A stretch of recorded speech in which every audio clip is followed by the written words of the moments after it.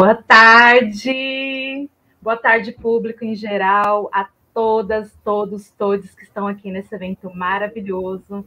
Vou fazer alguns agradecimentos, né, ao terceiro Cinefórum UEMS, tá? O último ato, Cinema, Literatura, Sociedade e Debate. Primeiramente, quero agradecer a comissão organizadora do terceiro Cinefórum UEMS. O UEMS já foi minha casa em 2015, trabalhei lá, fui muito feliz.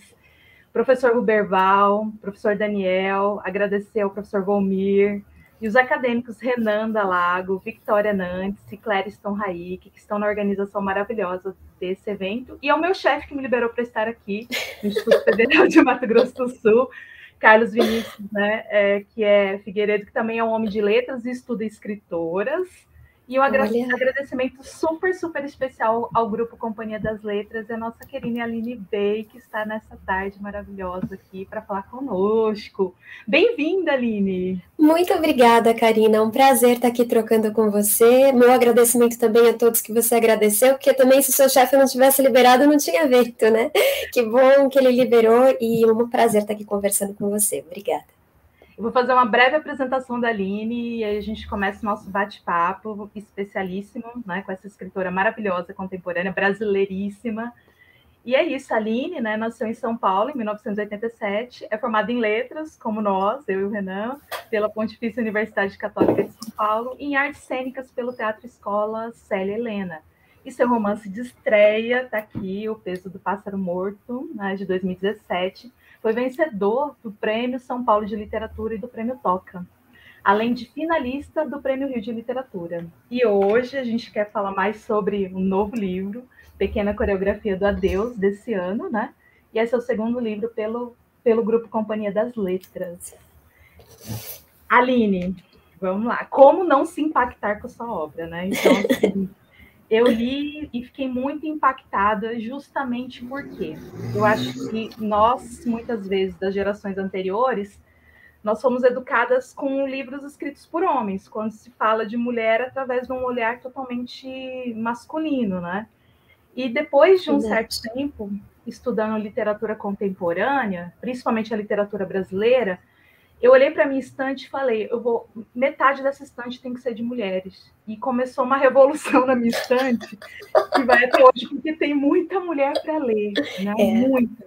E eu queria saber de você como é isso, ser uma escritora tão jovem, com 2 obras de peso, premiadíssimas, né? A primeira premiadíssima já, e fazer parte desse universo de transformação, em que as meninas, as mulheres, né, as moças estão, e as senhoras também, né, estão lendo agora, tendo a oportunidade de se construir através de leituras femininas ou feitas por mulheres, não necessariamente, né, femininas. Verdade. Que lindo, muito boa pontuação. É muito interessante responder essa pergunta, estando no olho desse furacão, né, dessa mudança, essa transformação que está acontecendo. Eu sinto que tem mulheres cada vez mais publicando, mas as mulheres sempre escreveram muito. A gente sabe, se a gente mergulhar no clássico Um Teto Todo Seu, da Virginia Woolf, a gente vê que a situação que ela, de alguma forma, diagnostica ali, né, ainda tem muito a ver com a nossa situação. Então, as mulheres tendo uma demanda do dia a dia, num acúmulo de trabalho e funções, inclusive dentro de casas, muito maiores do que do homem, por conta desse peso ainda do patriarcado, e sobra pouco tempo para ela, um lugar onde ela pode ficar, né, nesse espaço de silêncio, criação e ócio, que a Virginia propõe nesse livro, né, desse Teto Todo Seu. E eu me lembro que o Pássaro, né, meu primeiro livro, ele ganhou o prêmio Toca. E esse prêmio Toca é um prêmio que vem da oficina do Marcelino Freire, que é um escritor maravilhoso, né, ele dá várias oficinas pelo Brasil. E essa oficina chama Toca, porque ele falava que o Manuel de Barros dizia que todo escritor precisa da sua toca, do seu canto, né, do seu lugar. E a Virginia traz isso com um viés político, né, da mulher precisando ter esse espaço dentro de casa e sendo ainda mais difícil de conquistar. Então eu fico muito honrada de estar, né, nessa geração explosiva de escritoras, talentosíssimas, com livros potentes. Então, dá um gás para trabalhar, uma alegria de viver, né, de estar viva nesse tempo de revolução, de transformação. E eu acho também que a internet tem um peso interessante nisso. Os clubes de leitura, né, os Leia Mulheres que surgiram pelo Brasil todo, que têm fomentado leitura de mulheres contemporâneas brasileiras, não só dos clássicos, que também a gente fica sem ter lido muitos clássicos, né? E eu acho que é muito importante toda essa coletividade, todo esse impulso da internet, todo esse olhar, né, para a literatura feita pelas mulheres, e a gente tem que estar sempre muito atenta, de fato, né, porque senão a gente acaba consumindo, a maioria dos livros que chegam na nossa mão, de fato são escritos por homens brancos, então é importante que a gente vá além dos livros que chegam na nossa mão, que a gente busque saber, né, e não só saber, mas ler e empoderar essas mulheres, fazer resenha, divulgar livro, poder dizer, né, que está lendo isso, que é muito legal, para que outras mulheres, outros homens possam ler essa literatura, que possa chegar cada vez a mais pessoas. Então, eu me sinto muito privilegiada de estar produzindo num momento tão interessante como esse. Bacana. E você tocou, já desconstruiu tudo que eu tinha programado. Sim. Você tocou em 2 escritores que são muito importantes para nós. Marcelino Freire já esteve em Campo Grande, né, no Sul, e eu tive a oportunidade de assisti-lo. E aí ele também citou o Manuel de Barros, e em 96 eu tive a oportunidade de ir na casa do Manuel de Barros, e foi uma experiência fantástica, assim, que eu sempre conto, e que mudou a minha perspectiva de vida. Eu acho que eu virei professora de literatura, porque eu não virei escritora, mas é culpa do Manuel de Barros, né? Que lindo. Né, construir esses espaços, porque antes disso ninguém também falava muito do nosso estado, ou não correlacionava. Hoje já existe uma ponte, né? Porque são vários cursos de letras no Mato Grosso do Sul e que fazem evento e tem muita gente produzindo e pesquisando. Tá? Quando eu li Pequena Coreografia do Adeus, né? Assim, o que a gente faz? Não sou a única, né? Vai economizando para o livro, né? E eu fiquei muito impactada, mas a primeira relação que eu fiz quando eu li foi com uma obra que talvez não tenha nada a ver, né? Mas foi com Morte e Vida Severina, do João Cabral de Melo Neto. Por quê? Porque foi o primeiro livro que eu li que é a mistura do lírico, do narrativo e do dramático. E aí, quando eu fui lendo, eu falei, mas, gente, é o segundo livro que eu vou ler com essa mistura. E eu lembro que logo que eu li com o Morte e Vida Severina, eu fiquei procurando algo similar, algo que quebrasse essas estruturas clássicas, né? Que rompesse. Aí você vai lendo, é um poema? Não, mas é prosa poética. Não, peraí, mas isso é muito teatro, gente. Isso aqui numa cena, né? Principalmente a parte que a Júlia, personagem, dança, assim, eu acho que eu imagino no palco. E aí, eu queria saber como foi para você, se você tinha consciência desse processo, de que você estava rompendo com essas estruturas aí clássicas, né? E construindo esse universo de liberdade, porque você já disse que liberdade e escrita, né, são sinônimos. Com certeza. Você tinha essa consciência? Como que foi esse processo, esse rompimento de estruturas? Eu achei linda essa ponte que você fez. Não foi uma influência direta, mas de fato é um livro que me emociona, que acho revolucionário. E quando você trouxe, eu fiquei pensando também no Ferreira Goulart, né, no Poema Sujo, que também tem uma estrutura quase narrativa dentro daquela construção lírica, né, um poema que se estende por páginas e páginas e que é super denso. Então, eu acho muito legal quando a literatura ela trabalha num lugar fronteiriço. E ela consegue ficar de pé, né, de alguma forma. Ela não é exatamente uma coisa nem outra, ela é um pouco de tudo, e ela traz um gênero novo.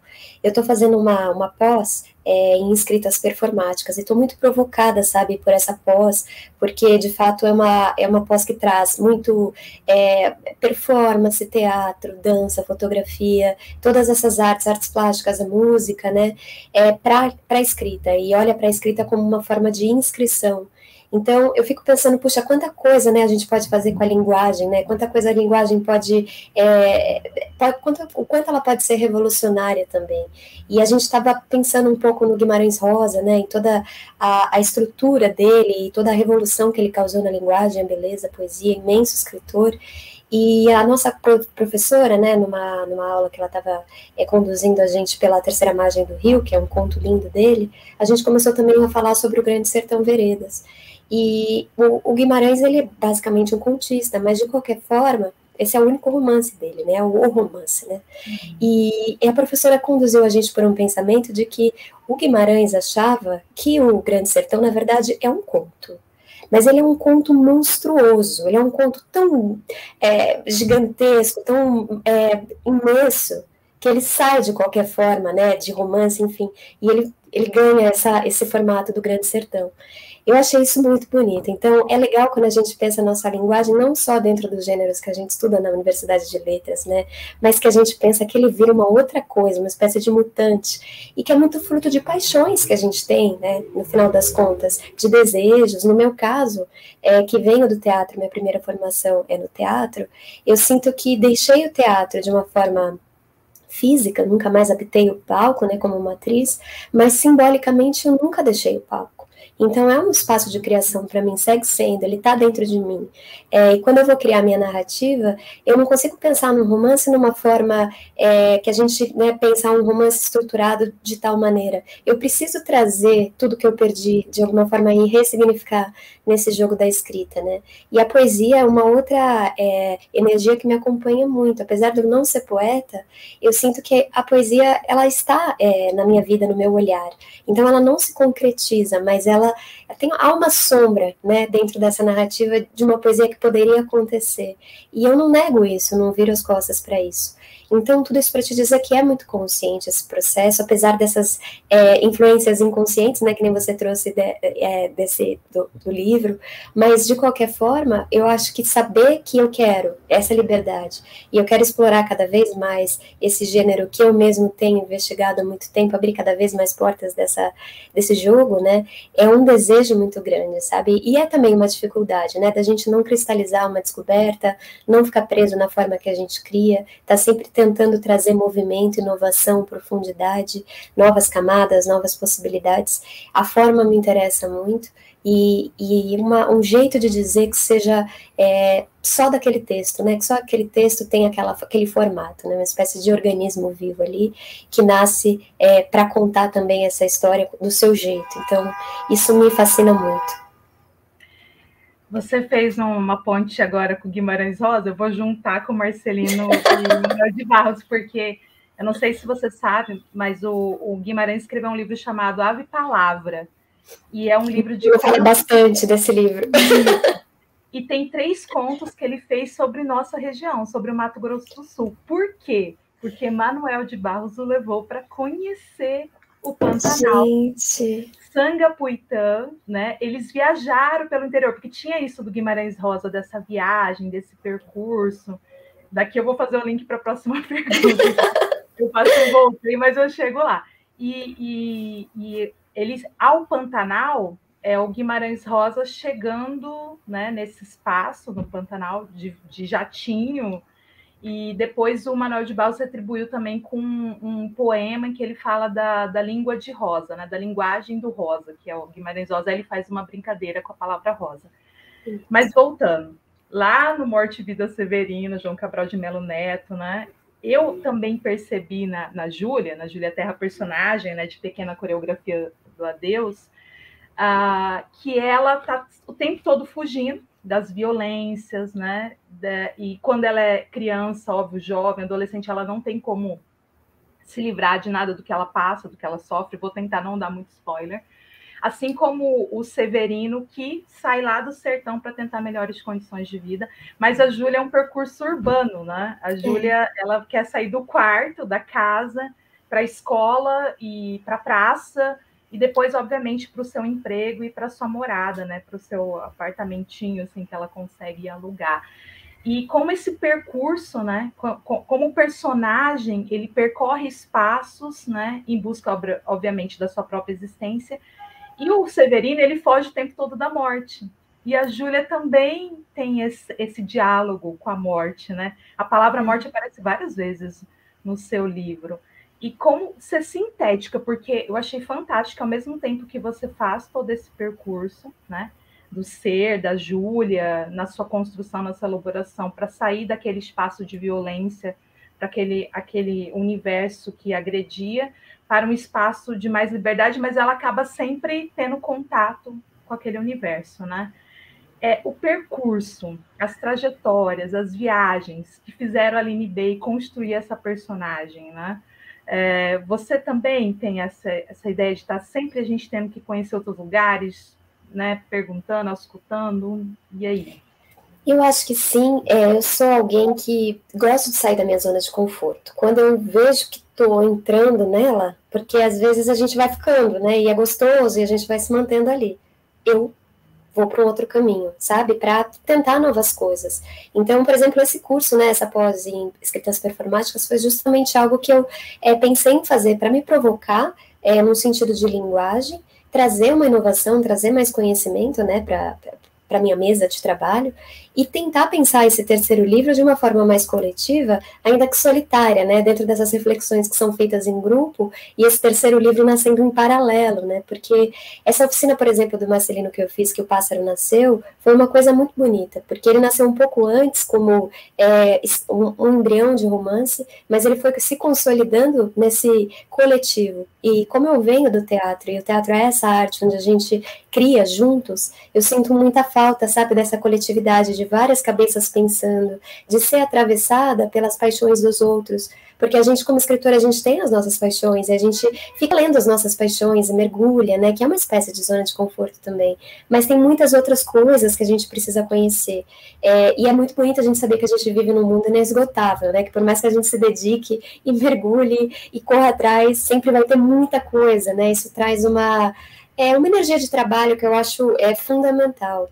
E essa questão assim de se mover, né, que você trouxe da Júlia, eu acho que é um ponto fundamental na personagem, algo que está dentro inclusive do título, nessa questão da coreografia, esse movimento. Não é fácil para ela romper esses laços, se mover em direção a quem ela não ser definida pelo que lhe aconteceu, mas ela faz esse movimento e ela se identifica justamente com uma imagem, né, ali na infância, pré-adolescência, eu não quero dar muito spoiler, mas com essa imagem da máquina de lavar roupa, que é um movimento, né, que é por dentro, mas eu não vou nem falar mais, eu já sei que você tem uma questão sobre isso, mas é isso que você trouxe, a Júlia se move, né, e é uma movimentação urbana.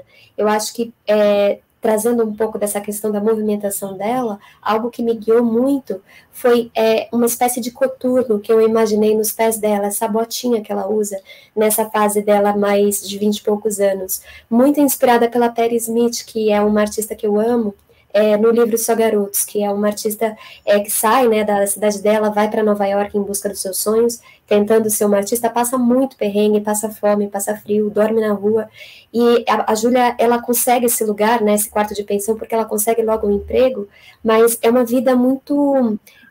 que ainda muita coisa está para acontecer, né? É o embrião da vida, né? Ainda é o começo da vida dela. A gente sente que tem tanta coisa para acontecer. Então, eu acho bonita essa coragem da juventude. E esse nome, Júlia, vem justamente dessa coragem de se mover. Muito bom. Aí o pessoal está só elogiando. Que bom. Mas eu queria pensar que esse movimento externo da Júlia, na verdade, fala sobre o movimento interno, né? Eu vou pedir licença para ler o trecho da máquina de lavar, porque eu grifei, rabisquei, né? Tudo aqui. E minha mãe mandou eu recolher a roupa do varal. E ali, na lavanderia, dobrando o pano, jogando o pregador dentro do balde, eu descobri um novo divertimento: assistir ao trabalho da máquina de lavar. Nossa, aquilo me deixava amortecida. Igual no jazz. Repare como são vigorosos os cabelos de quem mergulha. O mesmo acontece com as roupas. Elas ganham fibra, elegância, se enlaçam e se soltam em uma pequena coreografia do adeus. Eu fico arrepiada, mas... Bom, outra coisa que eu reparei muito, saí rabiscando, anotando tudo, é que, obviamente, não tem como não perceber que algumas palavras vêm, né, em letra minúscula, outras, principalmente quando a Júlia está aterrorizada porque vai apanhar, ela fala cinta e a primeira palavra vem em letra maiúscula, e claro, a professora de literatura já faz uma referência, porque o Camões, os clássicos, eles geralmente usavam a letra maiúscula inicial num sentimento, amor, né? Uhum. E para dar nome, personificar esse sentimento, mas também trazer as divindades, né? E aí você faz isso com elementos cotidianos, né? A cinta, ou o ar, quando né? A Júlia percebe que a amiga tem mais liberdade que ela e arca com letra maiúscula. E eu falei, nossa, gente, Stefane Mallarmé aqui, né? Um lance de dados jamais poderá abolir o ocaso. E como eu queria ler e reler o livro, não queria terminar também, eu comecei, fica a dica aí, leitores, né, de Aline Bay, eu comecei a ler, né, versos de uma parte, juntar com outra e montar meus poemas. E eu falei, lindo! Sensacional, porque eu podia fazer isso com Mallarmé, mas eu fiquei testando e fica muito bonito. Você pode criar os seus próprios poemas a partir da pequena coreografia do Adeus, né? Esses grafismos, né, que o próprio Mallarmé ele usava letras diferentes, tamanhos diferentes, né? Isso dá esse movimento ao seu texto. É impressionante isso, né? E você já falou que pensa muito, que estuda a obra, e é isso mesmo, é esses efeitos de sentido que você queria nas pessoas, ou já alguns leitores já trouxeram efeitos que você nem imaginava que poderiam acontecer? Ai, que lindo. Eu adoro realmente essa questão de você trazer a palavra como se ela fosse uma espécie de massa da escultura, e você pudesse instalar ela na página, não de acordo com as regras gramaticais, né, que, claro, devem ser respeitadas, mas quando a gente está falando de um trabalho mais artístico, que almeja a arte, né, é importante que a gente trabalhe com liberdade essa palavra. Então, poder subir uma letra fora de hora, digamos assim, né, fora da hora da gramática, mas dentro da hora da história, sempre me interessou, era algo que eu fazia bastante desde o começo. Eu costumo chamar de maiúscula seletiva, né, ao invés de, eu penso, o meu texto todo é caixa baixa, e quando uma palavra está alta, ou uma questão de entonação da própria protagonista, que geralmente é a narradora da história, ou que nem você trouxe essa questão do ar, né, que para ela esse ar importava ali demais, porque a amiga dela, TT, com uma liberdade, uma mãe maravilhosa, com uma vida que parece toda numa luz dourada, né, ao redor, e a Júlia naquele lugar mais cavernoso, mais sombrio. Então esse ar tem um peso diferenciado, porque é um desejo dela. Mas é claro que quando você levanta uma letra, quando você encolhe, né, que tem essa questão na pequena, que algumas palavras, especialmente o eu, mas outras também, nesse pequenininho, nessa fonte menor, que tem muito a ver com a autoestima machucada da Júlia, da vergonha que ela sente de si mesma, da impossibilidade de certas ações dentro desse universo de uma família totalmente disfuncional, né, que ela sofre ali tantas violências, então é impossível você sair dali ileso, né, então ela tem muitas feridas abertas ali, que eu tento reduzir nesse volume de palavra. Tudo isso é escrever, né, não é só a gente escrever no sentido de trazer toda a frase como captando mesmo, porque captar de fato o que a gente quer dizer é praticamente impossível. Dentro da minha linguagem hoje, eu não consigo. Assim, quem sabe um dia, né, de tanto praticar, sempre me escapa. Eu tô com aquele pensamento, assim, selvagem, né, na cabeça, às vezes por um bom tempo. Eu vou encaixar na frase, escapa as arestas ali, o bicho voa, sabe, assim, não consigo captar.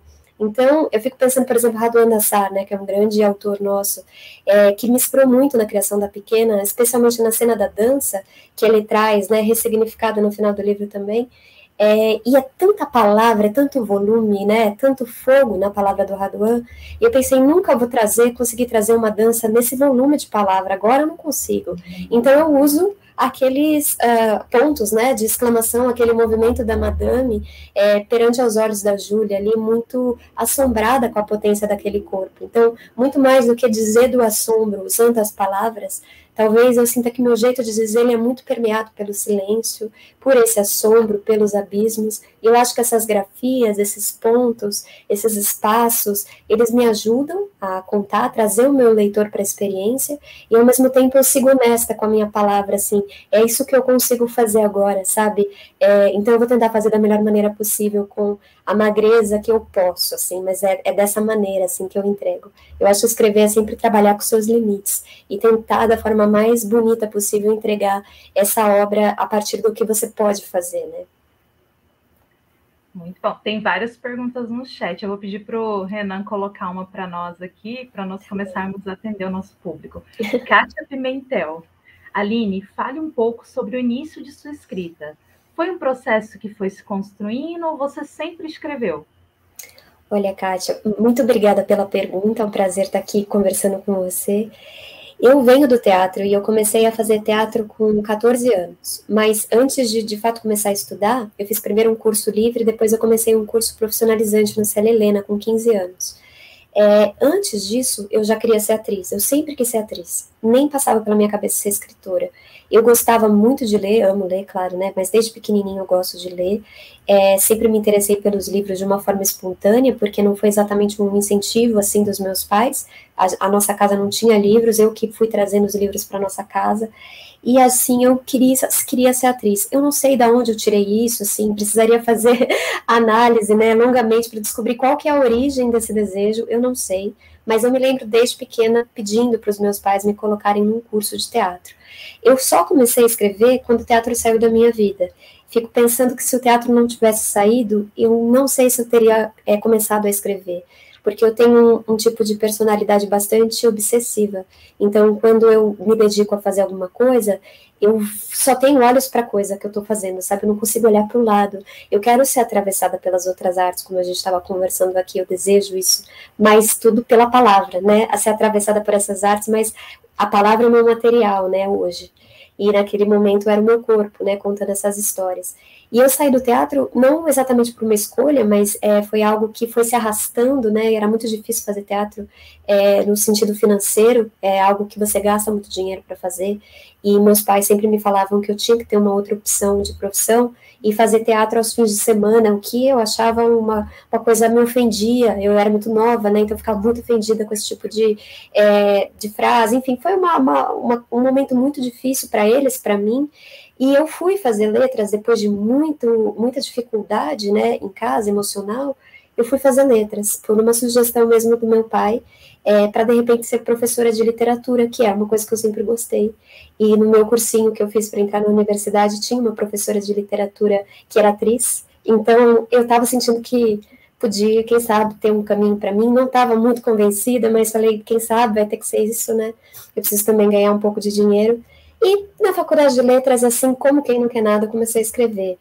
Foi algo que surgiu por conta do entorno da universidade, que tinha muitos jovens escritores ali, poetas. A gente começou a fazer sarau, eu logo me envolvi com o centro acadêmico, e foi muito maravilhoso ver pessoas da minha idade escrevendo. É algo que nunca tinha passado pela minha vista. Eu nunca tinha visto um escritor, só ator, eu vi artista plástico, eu vi de tudo, mas escritor eu nunca tinha visto, só morto. Só naquelas imagenzinhas rarefeitas, assim, né? Então foi muito bonito entender uma possibilidade, né? E quando eu comecei a exercitar a escrita, ela veio com uma força interessante, porque eu estava num momento de seca, né? Eu estava precisando criar. Eu acho que eu me sinto uma artista acima de tudo. Eu preciso criar para estar bem emocionalmente. Então eu comecei a escrever e isso começou a tomar um espaço tão profundo. E as coisas foram acontecendo, né? Assim, comecei a mostrar esses textos para os meus amigos, aí a gente fazia sarau na universidade e tudo começou. Então, o meu processo foi essa transição muito dolorosa. Eu costumo dizer que fui para a universidade de luto, né, viúva do teatro, e de repente encontrei um novo amor, que foi a literatura, e estou casada até hoje com a literatura. Agora eu fiquei curiosa, antes de ler a pergunta da Laura. Você chegou a dar aula de literatura? E não. Eu dei no estágio, né? Aqueles estágios obrigatórios que a gente tem que fazer, né? Eu cheguei a dar aula de inglês, mas tudo pelas horas, assim, realmente. Hoje eu dou oficina de escrita criativa, mas é muito diferente, né? É uma mediação, não é exatamente aula. Agora, aula mesmo, assim, por eu querer, eu nunca dei. Fica a dica, hein, pessoal? Oficina aí, para Aline ver. Laura Ellen, me orientando, gente. Aline, de onde vem sua inspiração para escrever, principalmente sobre a solidão, de uma forma tão poética? Ai, que lindo, Laura. A solidão, realmente, ela é um tema muito intenso para mim. Ela está presente em tudo que eu escrevo. Eu sinto que eu tenho umas chaves criativas. A solidão é uma, a perda é outra, a infância é outra, o corpo de uma mulher no mundo, eu tenho o tempo, então eu tenho essas chaves, né, de alguma forma. E eu acho que elas, assim, tentando mapear essa minha inspiração, essas próprias chaves são o meu acesso para o texto, para a criação. Eu gosto muito de pensar nesses grandes temas. conversando com uma amiga minha escritora, a gente estava falando sobre essa questão de montar a oficina, eu costumo usar palavras, né, como uma forma de guiar esses encontros para a criação, e ela me disse, puxa, eu fico intimidada com as grandes palavras, no sentido assim de você trazer morte e escrever sobre isso, é tanto, né? E eu, no sentido oposto, me sinto estimulada, porque eu acho que é muito amplo. Então eu me sinto entrando numa espécie de país ou casa, com uma chavezinha que é minha, que abre nessas palavras, tem outras palavras que ainda não, as minhas chavezinhas não abrem essas palavras ainda, mas elas estão ali, e eu entro, sabe? E aí eu vou encontrando coisas, assim, e aí vou escrevendo, assim, eu me sinto muito inspirada sempre, é algo que está sempre em mim, é difícil eu acordar sem vontade de trabalhar, de ler, de escrever, de criar, é algo que para mim está muito vinculado com o meu existir, eu preciso, como eu estava dizendo no começo, para eu ficar bem emocionalmente, ser uma pessoa legal para os outros, eu preciso criar, eu preciso desse estado criativo, então é algo que realmente preciso, não tem outro jeito. Tarine, como é escrever livros que abordam temas pesados? A técnica sempre prevalece ou você constantemente se afeta com a dor das protagonistas? Uma pergunta bonita, né? Uma pergunta muito bonita. Vale a pergunta, né? Aquele tipo de pergunta que pode deixar ressoando, né? A gente vai dormir, depois a gente acorda e responde. Eu acho essa questão da técnica que ela traz algo muito difícil, porque eu não consigo identificar exatamente o que é a técnica. E eu estava lendo um livro do Kazuo Ono, que é um dançarino maravilhoso, criador do Butô, e ele estava falando que ele sentia que a técnica era algo muito abstrato, subjetivo, e ela estava na dificuldade. Então, quando você não consegue fazer uma coisa, você arranja um jeito de fazê-la funcionar de alguma forma do seu jeito, sabe? Uma espécie de ginoca, assim, né? Uma geringonça que você vai criando com as tuas palavras, enfim. E aí é isso. Isso é a técnica, sabe? Você manter o barco de pé ali, de alguma forma. Você sai, ficou. Eu não sei como ficou, mas ficou. Então tá bom. Às vezes não fica também, tudo bem também, sabe? Então eu acho que eu não sou guiada pela técnica, apesar de ler muito, gostar muito de ler livros também sobre escrita, que refletem a escrita, mas é algo também, cada escritor tem o seu jeito, né? Cada escritora tem o seu jeito de entender a palavra, também cria o seu próprio jeito de atingir aquilo, né? Cada livro é único, enfim, então eu acho a técnica algo abstrato. E eu me envolvo com as personagens, mas não no sentido de imobilizar a minha ação de escrita, mas mais no sentido de me apropriar daquilo como uma atriz faria, né? Então, quando eu estou contando a história da Júlia, eu não posso não ser um pouco Júlia, eu preciso encontrar dentro de mim um registro Júlia, para poder pensar como ela quando eu estou escrevendo, ainda mais que é um livro em primeira pessoa, né? Eu preciso estar com essa Júlia em mim para agir como ela e não agir como eu agiria, porque senão eu só vou escrever histórias que atravessam a minha sensibilidade, né? Então, trazer esses personagens é deixar também que elas te invadam e ser influenciada por isso e sentir essa dor, mas não num sentido de te mobilizar ou te fazer sofrer como a gente, como leitor, se envolve com a história, mas no sentido de empatia, né? De você, um pouco como eu estava dizendo, pegar essa chave, abrir esse lugar e entrar. Né? Então, uma pessoa também é um pouco isso, né? A gente entender qual que é a sensibilidade dela. E também eu penso que quando a gente está criando uma personagem, por exemplo, como a Júlia, né? Eu não resolvi a Júlia. A Júlia não é algo pronto, né? Acabado. Ela segue com muitos enigmas, até porque o livro ele termina num lugar de clímax, né? Ele não termina, é um livro que você continua. Então, de alguma forma, essa energia da Júlia segue, e tem tantas coisas sobre ela ainda para investigar, não dizendo que eu vou escrever um livro sobre a Júlia de novo, mas ela continua em movimento, né? Então, também escrever um personagem, acessar suas dores, não é acessar tudo, porque eu acho que se de alguma forma o escritor tenta construir tudo, ele morre a história, sabe? Porque quem que a gente conhece profundamente, totalmente, absolutamente? Nem a gente mesmo, né? As pessoas fazem análises por anos e começam a descobrir coisas, às vezes 10 anos depois, que está fazendo análise sobre si, né? Sobre alguma coisa que você tem de hábito, enfim, e aí você descobre por que esse hábito existe há tanto tempo, muito tempo depois. Então, eu acho que esse mistério também ele precisa se manter de alguma forma quente, em movimento, e você acessa alguns lugares que interessam para a história, outros você deixa ali, né? Que você sabe que é um lugar para voltar, seja como leitora, seja como escritora. Luiz Felipe, Aline, indique escritores brasileiros contemporâneos. Eu vou Com falar certeza. escritoras. Escritoras, escritores. O BR eu acho engraçado. Ah, escritora é BR, né? Às vezes me marcam. Ah, a Aline é BR. Ai, são tantos, né? Eu acabei de ler um livro da Carola Saavedra, que é um livro de ensaio, muito interessante. Chama Ensaios, O Mundo Desdobrável, Ensaios para Depois do Fim. São vários ensaios em que ela fala sobre diversas coisas. Ela fala sobre literatura, ela fala sobre planta, permacultura, ela fala sobre milhares de coisas, assim, possibilidades, cidades, enfim, e ela vai unindo tudo isso, construindo uma unidade com esses pensamentos que ela tem, que são muito originais, de uma forma única. Então, um livro maravilhoso, quem gosta de ler ensaio, quem ainda não leu um ensaio e tem curiosidade, né, é um livro incrível. E a Carola, esse é o primeiro ensaio dela, né, ela é romancista, então ela tem livros muito maravilhosos. Esse último dela, Com Armas Sonolentas, é um dos meus livros favoritos. Acho que é uma escritora que vale muito a pena a gente se debruçar.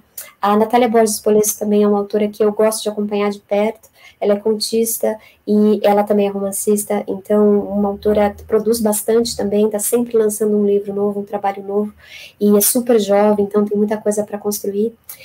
A Carol Rodrigues também é uma autora incrível para se acompanhar de perto, muito jovem. Ela tem 2 livros publicados, Sem Vista para o Mar, que é um livro de contos, que também participou da oficina do Marcelino anos antes do meu, e é um livro que ganhou Jabuti, uma linguagem muito original, muito profunda, densa, rítmica, e ela publicou um romance, acho que foi ano passado ou ano retrasado, que chama O Melindre nos Dentes da Besta, pelas 7 letras, também incrível, assim, uma viagem maravilhosa, vale muito a pena conhecer. Sheila Manioto também, que é uma autora incrível, muito do corpo também, muito investigando esse corpo no processo de escrita, além dela ter livros incríveis, o último livro dela é Meu Corpo Ainda Quente. Ela também gosta muito de trazer, né, no Instagram dela, esses questionamentos sobre criação. Então vale muito a pena acompanhar o Instagram dela, porque a gente fica inspirado, falando em inspiração, né? A gente fica inspirado e percebe que a escrita é algo, pode ser algo mais coletivo e algo também difícil para todo mundo, mesmo para uma escritora do tamanho dela, enfim, muito legal os questionamentos que ela faz do corpo, nessa criação, enfim. E ela tem um livro que ela indica muito, que eu li por conta dela, que chama, não é do Brasil, mas é uma indicação à parte, assim, que chama O Caminho do Artista, que foi escrito pela Julia Cameron, que ela traz dentro desse livro um projeto, né, que é um projeto de você escrever esse desbloqueio criativo que ela propõe.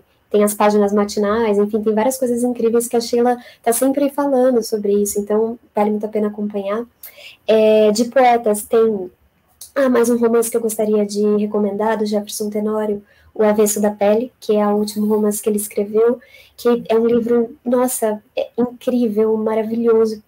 Nossa, maravilhoso. Assim, a primeira frase do livro, assim, o primeiro parágrafo, você lê aquilo e você fala, meu Deus, eu estou em boas mãos, sabe? Assim, você fala, agora eu vou mergulhar para onde ele me levar. Assim, é um livro magistral, muito bonito. E de poetas, tem a Angélica Freitas, que eu amo o trabalho dela, uma poeta maravilhosa, assim, a nossa Ana Cristina César, né, da nossa geração. A Ana Martins Marques é uma, puxa, gente, é uma coisa, assim, incrível, né, que poeta, e ela lançou agora o Risque Esta Palavra, que é um livro maravilhoso. Enfim, são muitas escritoras e escritores incríveis, né. Acho que já tem uma lista bacana. Uma lista boa. Né? Beatriz Antoniazzi, também me orientando. Não é a área de letras, tá? Eu dou aula num curso técnico em informática para a internet. E essas meninas são grandes leitoras. A Beatriz pergunta, quando você cria personagens, você coloca alguma coisa sua nelas? Você tem muito apego emocional? Ai, que linda! Obrigada, Beatriz. Eu coloco um pouquinho de mim, porque eu acho que é impossível, né, não trazer alguma coisa nossa. Eu sinto que o artista ele é uma espécie de canal. E a gente é atravessado pelo mundo, a gente é um ser humano nas nossas mãos, né? Pensando assim, o artista é um investigador dessa alma humana, de alguma forma, desse coração sombrio. E a gente tem um coração no peito, como é que a gente não vai olhar para isso, né? Então eu gosto muito de me observar como se eu fosse duas, ou muito mais, né, na verdade, mas essa escritora e a Aline que vive, né? Então, reações que às vezes a gente dá uma recalcada, ou a gente não quer mostrar, ou fragilidades, vulnerabilidades, vergonhas, medos, raivas, esses sentimentos são muito interessantes para a criação, e eu adoro guardar numa espécie de gaveta, assim, gavetas internas, né, certas reações, certas sensibilidades, certas memórias, né, certos pensamentos, manter fresco, né, porque assim, a gente vai pegar isso, uma espécie de Frankenstein, e vai levar para um outro lugar, fazer uma longa viagem pela ficção, né, e pegar alguma coisa que a gente tem, que é nossa, e levar para um outro espaço. Então, essa viagem é um pouco como um órgão dentro de um carro mesmo, né, que precisa colocar no gelado, aquele coisa tudo, para ele sobreviver, quando ele chegar no outro corpo, é um pouco isso. Então, você tem que saber manter, de alguma forma, essas emoções, para poder utilizar quando precisar, nesses personagens. Eu fazia isso quando era atriz, e eu sigo nesse processo, nessa investigação, agora escritora também. Aline, a Amanda colocou aqui, que mulher fantástica. Se um dia eu quiser dar aulas, escutaria com o maior prazer. Obrigada, Amanda, que linda. Dá para ficar assistindo a live várias vezes, né? Aline, assim, eu estudei e estudo ainda violências, né? Vários tipos de violência. E, obviamente, isso acaba ferindo a gente de alguma forma. E o seu livro, ele toca na delicadeza, assim, da violência na infância, né? E como isso a gente acaba carregando para o resto da vida. E não tem como não ativar determinadas coisas pelas quais a gente passou, ou que a gente vê as outras crianças passando, né? E você tem contatos com crianças, ou são as memórias, as infâncias que você, né, tem guardadas, essas memórias da infância que te ajudam nesse processo? Olha, é um pouco da minha infância, assim, não no sentido biográfico, mas no sentido de estado. Era um estado diferente ser criança, né? Não só pela energia que a gente carrega e a novidade toda de estar no mundo, mas eu tinha um estado que eu não sei explicar, mas é um estado da criação. Esse estado eu mantenho também. Eu costumo dizer que são três: a escritora que está aqui falando com vocês, a menina que eu fui e a minha atriz. Então, a criação vem da atriz e vem da menina. E elas duas são muito irmanadas, porque eu fui atriz muito menina. Eu comecei a fazer teatro muito nova, né? Então, esse estado eu costumo manter. Mas eu também gosto muito de observar o mundo, as pessoas, e eu adoro observar crianças. Eu cheguei a dar aula de teatro para crianças, e foi muito legal esse momento, essa vivência que eu tive. Mas, de fato, observar como as crianças, até próximas, né, minha sobrinha e tal, reagem, né, em relação a tudo, assim, a vida. É muito bonito ver uma criança vivendo. É um coração mesmo selvagem no mundo, né? E os desejos estão todos à flor da pele, e é tão rica a vida ali, né? Tudo tudo num frescor muito bonito.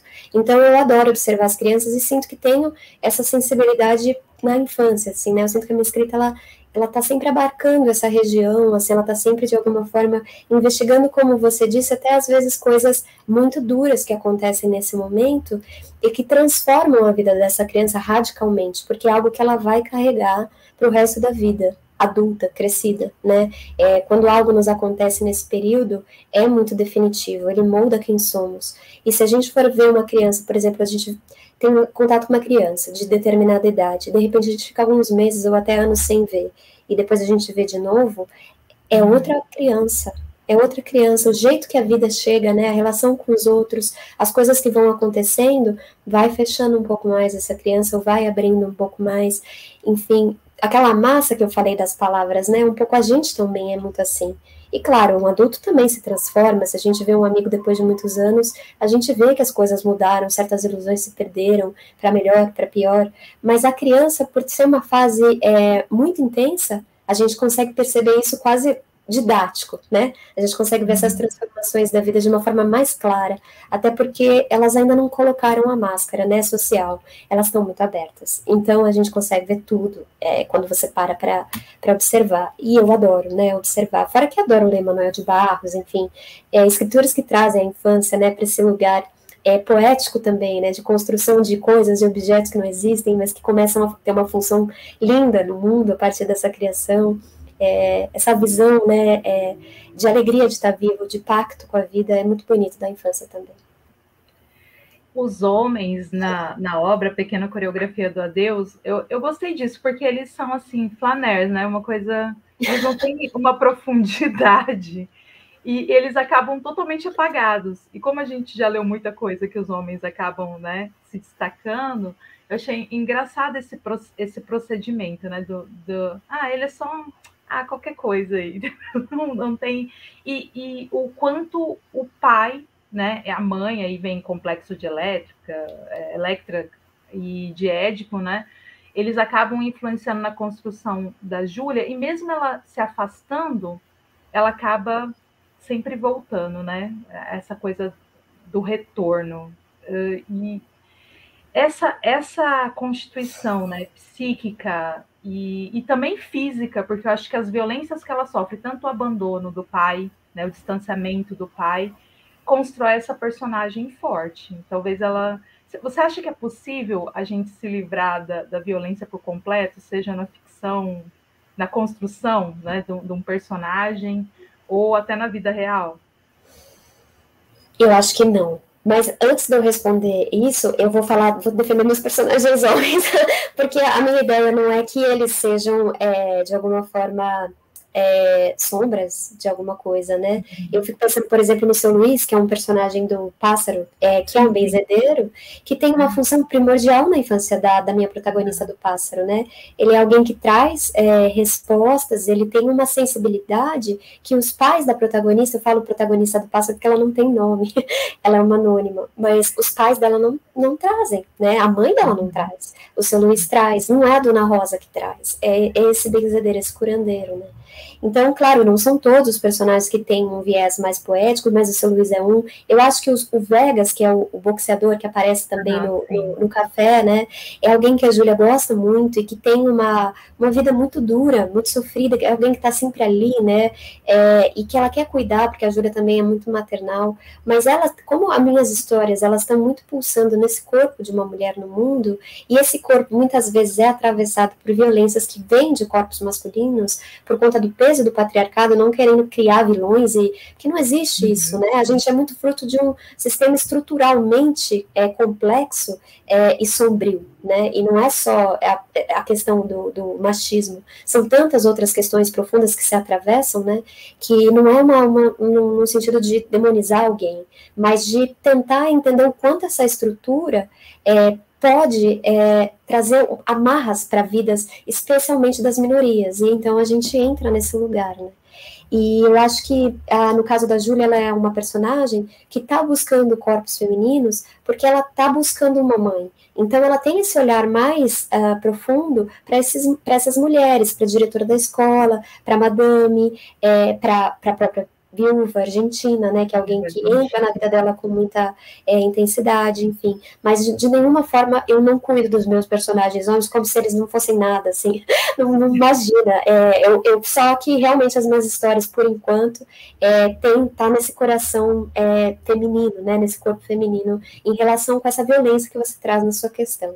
E sobre essa questão da violência que você falou, né, se é possível a gente viver num mundo sem violência, eu acho que não é possível a gente viver num mundo sem uma coisa, sabe, que já existe. Eu acho que essas forças, elas existem, a gente não consegue tirar elas do campo, a gente consegue controlar, né, reverter algumas coisas com muito esforço, mas a violência é algo que está, né, no mundo de uma forma, às vezes, inconsciente, porque quando a gente fala de violência, a gente não está falando só de uma coisa imensa, uma guerra, um soco, uma raiva, um tapa. A gente também está falando de sutilezas, né? E essas sutilezas às vezes escapam. E tem violências que a gente reproduz porque recebe. Então é uma coisa que, para você ter essa noção, né? Como eu estava falando dessa questão estrutural, é isso que a gente, por isso que as pessoas falam, a gente não tem que ser, não sou racista, é antirracista. Porque é um estado de alerta e é um estado de resistência do sistema imenso, né? Não é uma coisa que você pode descansar. Então, nesse caso, é a mesma coisa com a violência, com todas as violências que habitam esses corpos, né? E que enfim, e são fruto desse mundo capitalista que a gente vive também, que está nesse motor da competição, né, as próprias escolas, quando a gente pensa em escola, que estimulam as pessoas a serem umas melhores que as outras, você vai passar no vestibular, você não, você tirou uma nota melhor, você não, então para alguns, né, parece que o mundo é um clube de poucos, né, e para você entrar nesse clube, não sei o que você precisa fazer, sinceramente, porque às vezes não adianta nem ser o melhor, especialmente se você é uma mulher, né, então eu acho essas questões bastante densas e que não vão ser resolvidas mesmo, porque é algo que a gente precisa, são milhões de anos, né, para tentar alguma diferença, né. Sim. Renan, temos mais perguntas? Já estamos com o tempo avançado. Juliana Silva. Aline, pode falar um pouco sobre a escrita da prosa poética? Quem me inspirou? Penso tanto no nosso Manuel de Barros quando te leio. A gente citou no começo da live, né?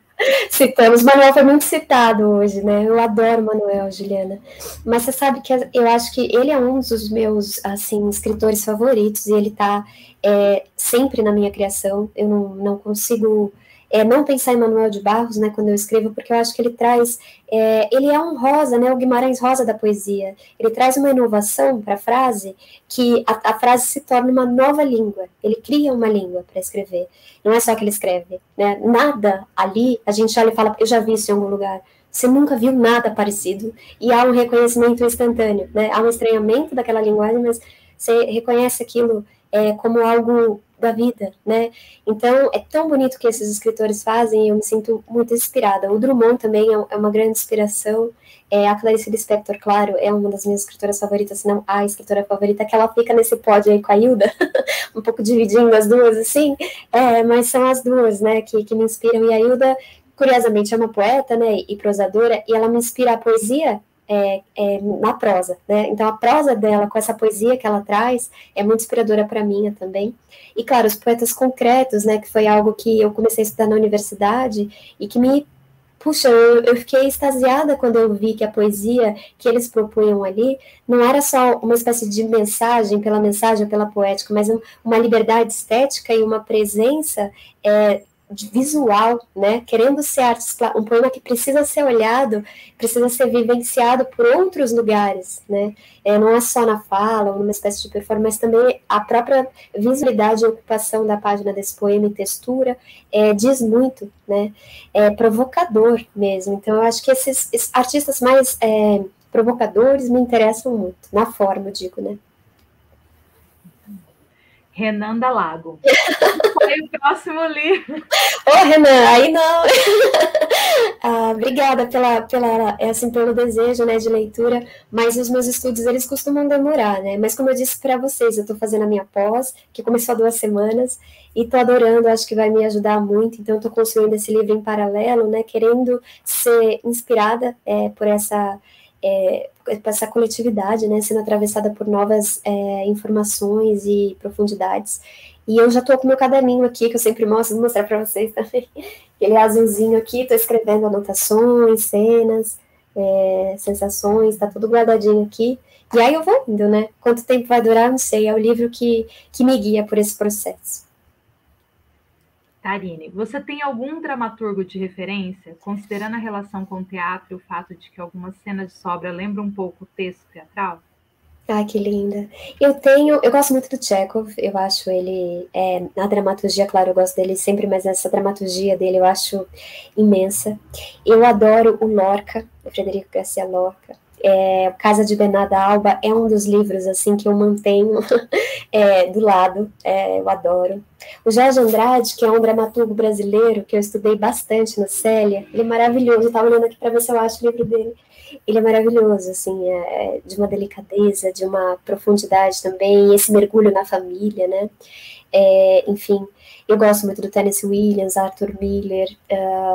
Agora, de novos dramaturgos, eu precisaria me inteirar, porque faz tempo que eu não leio os contemporâneos, os dramaturgos contemporâneos, mas eu sinto que realmente o teatro, né, escrito, ele é literatura, ele é muito prazeroso de ser lido também, nessa calada da noite, assim, no nosso escritório, né? É um texto que é feito para ser montado, mas ele é um texto também que tem esse, quando escrito por uma boa escritora, um bom escritor, ele tem esse viés literário também, que me encanta muito. Ah, tem a Grace Passou, de uma dramaturga atual, que é estrondosa, assim, é demais, uma coisa incrível, é a Grace Passou. Kátia Pimentel. Aline, quais dicas você dá para quem tem vontade de escrever? Ai, que linda. Olha, Kátia, eu acho que uma coisa importante é isso de fato escrever, né? Porque às vezes a gente fica com vontade, fica, puxa, quando que eu vou começar? E começa. Eu acho que uma coisa legal é de fato comprar um caderno para você, que não é o teu caderno de anotação da faculdade ou o seu caderno que você costuma usar para outras coisas. Compra um caderno específico para escrever, sabe? E começa, se for um diário ou se for um poema que você comece a investigar, um conto que for. Leia bastante também, né? E eu acho que leia essas pessoas que você sente que são seus pares literários, que te inspiram a continuar escrevendo, a encontrar novas formas de dizer o que você quer dizer. Num determinado ponto da tua escrita, eu acho sempre legal você fazer a oficina de escrita, porque é algo que mudou, assim, a minha vida profundamente. Eu fiz em 2015 uma com o Marcelino, em 2016 a minha segunda oficina com o Marcelino. O Marcelino Freire é um escritor incrível, que eu já falei aqui dele várias vezes, mas as oficinas dele são maravilhosas. E eu acho que, claro, você não precisa fazer isso quando você começa a escrever, você pode ficar um tempo escrevendo, descobrindo a sua voz, né? E aí depois você vai fazer a oficina, depois de uns anos, ou, enfim, quando você sentir que é o momento, né, para esse coletivo, para você entender qual é o momento que você está da escrita, para você se apropriar da tua voz publicamente, uma coisa bem interessante, conhecer pessoas que escrevem e entrar, né, nesse lugar de criação junto com outros colegas, isso é fundamental. Que delícia te ouvir, Aline. Cecília obrigada, Cecília, que linda. Bárbara Vitória Siqueira dos Santos, estou encantada. Que bom, meu amor, obrigada. Aline, nossa, tem muita gente elogiando aqui no chat. Que bom. Nosso papo, né, tá sendo ótimo.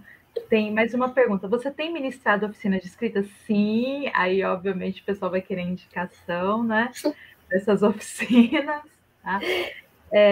Eu queria saber, se fosse ao vivo, se você viria para o Mato Grosso do Sul nos conhecer. Mas óbvio, mas assim, óbvio. Olha, uma coisa que eu gosto de fazer, além de ler, é viajar. Eu amo viajar, acho muito gostoso. Ainda mais para encontro literário, uma delícia. Né? Mais perguntas, Renan? A gente já está... Laura Ellen. Aline, sua escrita me lembra um pouco Clarice Lispector também. Você tem ela como inspiração? Laura, tem. A gente conversou um pouco, né? Ela, a Hilda. A Clarice, ela foi uma escritora que me surgiu no teatro. Curiosamente, eu li A Hora da Estrela na escola, mas eu tinha dificuldade de me relacionar com os clássicos na escola, porque a gente tinha que fazer prova, era tudo muito esquisito, né? Eu não gostava. Mas no teatro, a gente montou no último termo do Célia uma peça baseada num livro dela de contos que chama Via Crucis do Corpo. E aí a gente tinha, no último termo da escola de teatro, a gente tinha um tempo maior de produção, era quase um ano de processo, geralmente eram 6 meses. Então, eu consegui ler quase tudo dela nessa época, eu estava com 18 para 19 anos, e eu já estava numa idade de bastante leitura ali que eu tinha feito, né, no teatro, e entrou tudo. Então, assim, uau, sabe, foi uma coisa que eu falei, meu Deus, isso existe. E aí eu fico pensando politicamente, a gente lia muitos dramaturgos, né, homens, europeus, velhos, mortos, e a gente lia pouca mulher. Eu acho que não lia mulher, a Clarice foi a primeira escritora que a gente leu para montar, né, e ela dialogou comigo num lugar muito diferente do Tennessee Williams, por exemplo, que é um grande dramaturgo, mas é uma coisa mais, eu não sei explicar, é mais, assim, tudo bem feito, mas do lado de fora da casa, sabe? A Clarice entra no teu quarto, assim, acende a luz na tua cara e acende uma vela e depois muda a cama. Enfim, eu falei, meu Deus do céu, que linda. Então, quando eu comecei a escrever, foi logo após ter montado essa peça. Então, imagina, né, o quanto ela não me influencia. E agora eu tenho feito a releitura dos livros quase 10 anos depois. Eu li, antes de fazer aniversário, A Paixão Segundo de GH, reli, né? Falei, meu Deus, é um livro realmente inesgotável, né? Cada vez que você lê, ele é novo, ele é completamente novo, incrível. Aline Bake entra no nosso quarto ultimamente. Revirando as cobertas. Aline, eu tive a experiência de ler A Hora da Estrela com os estudantes em círculo, que é outra experiência, né? Eles interpretando e falando que gostam de parafuso, né? Enfim, é outra experiência, né? Para além da prova, que eu acho que a pessoa vai carregar esse processo de quando você vê a literatura como algo em movimento e põe em movimento na sua sala de aula. A gente já está chegando a quase 1 hora de live. Eu queria saber o que você tem a dizer ao nosso público antes da gente, né, encaminhar para os finalmente. Eu queria agradecer demais esse carinho que a gente está recebendo aqui, né? Um público acolhedor. Nem parece que a gente está virtual, parece que a gente está, né, presencial. Então, eu queria agradecer esse carinho. Queria dizer que se vocês escrevem, têm vontade de escrever, vão atrás dos seus sonhos, corram atrás. Parece uma profissão um pouco impossível, assim, um pouco coisa de astronauta, né? Mas eu acho que conhecer escritores, ouvir escritores, a gente vê que é uma profissão que é possível seguir, né? Se é um sonho, se é um desejo, corra atrás. Eu acho que fazer uma faculdade de letras é uma coisa linda, mas não é a coisa mais necessária. Tem muito escritor que tem outra profissão, né? E que começa a escrever, às vezes, num momento até mais maduro da vida, tendo sido, sei lá, matemático por muitos anos, psicólogo, jornalista, historiador, enfim, muitos casos, né? Então, acho que nunca é tarde, né, para a gente fazer algo novo, ou fazer algo que a gente sempre deseja fazer, e também leia, né, leia os contemporâneos, leia muito, leia literatura, é uma coisa tão bonita, muda a nossa vida para melhor. Temos mais alguma pergunta, Renan? Última para a gente sair? Não, acho que não, mas tem vários elogios, tá, Aline? O pessoal Obrigada. Para você vir para um evento famoso aqui do Mato Grosso do Sul. Com certeza, quando tudo isso passar, vai ser um prazer imenso estar com vocês. Muito obrigada. Sim, sim. Eu quero, né, então, em nome da UEMS, agradecer a sua presença, Aline, agradecer a Companhia das Letras, porque, obviamente, sem, né, a companhia, muitas vezes os livros não saem, então ela é muito importante para todos nós, né?